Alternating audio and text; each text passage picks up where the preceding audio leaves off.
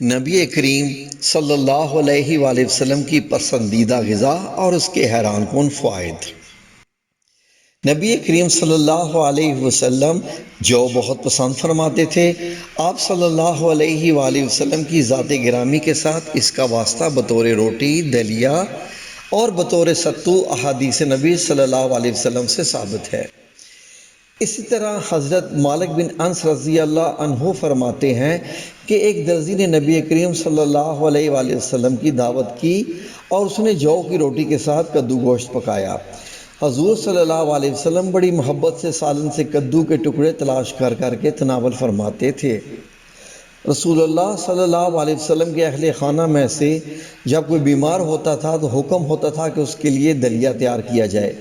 پھر آپ صلی اللہ علیہ وسلم فرماتے تھے کہ بیمار کے دل سے غم کو اتار دیتا ہے اور اس کی کمزوری کو دور کر دیتا ہے۔ حضرت عائشہ صدیقہ رضی اللہ عنہا بیمار کے لیے جو کو دودھ میں پکا کر اس میں شہد ڈال کر تربینہ تیار کرتی تھیں اور فرماتی تھی کہ اگرچہ بیمار اس کو ناپسند کرتا ہے لیکن وہ اس کے لیے بہت مفید ہے۔ تلبینہ تھکن اور پریشانی کو بھی دور کرتا ہے۔ جو کے بارے میں ابو علی سینا نے لکھا ہے کہ جو کھانے سے خون پیدا ہوتا ہے۔ یہ خون معتدل سالے اور کم گاڑھا ہوتا ہے۔ فردوس الحکمت میں لکھا ہے کہ جو کو اس کے وزن کے پانی کے 15 گنا پانی میں اتنی دیر تک ہلکی آنچ پر پکایا جائے کہ تیسرا حصہ اڑ جائے، اس کو آش جو، یہ جو پانی جسم کی 100 بیماریوں کے لیے مفید ہے۔ جو کے حیرت انگیز فوائد۔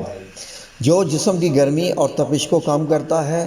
جو کا آٹا سرکہ میں گوندھ کر لگانے سے ہر قسم کی خارش میں مفید ہے۔ سر کی پھپھوندی کو بھی دور کرتا ہے۔ جو اور گیہوں کی بھوسی کو پانی میں ابال کر اس پانی سے کلیاں کریں تو دانت کا درد جاتا رہتا ہے۔ سرکہ میں اس جو آٹا ملا کر پیشانی پر لیپ کرنے سے گرمی کا درد سر دور ہو جاتا ہے۔ جو صفرا اور خون کو درست کرتا ہے۔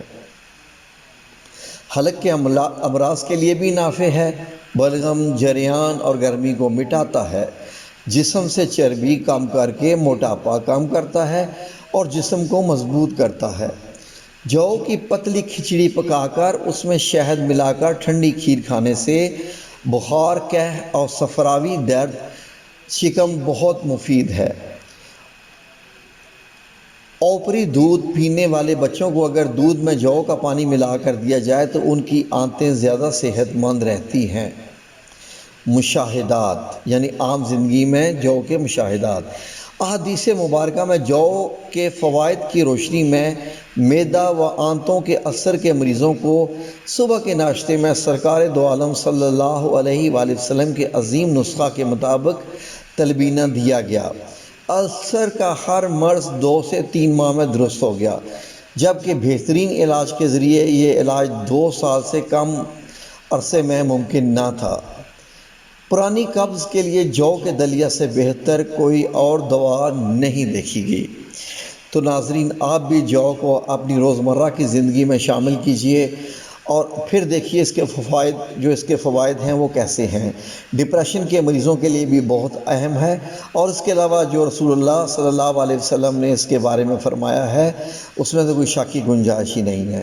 ویڈیو دیکھنے کا بہت شکریہ۔ ہمارے چینل کو لائک اور سبسکرائب کیجئے تاکہ ہم مزید ایسی ویڈیوز بنا سکیں۔ جزاکم اللہ خیر۔ اللہ حافظ۔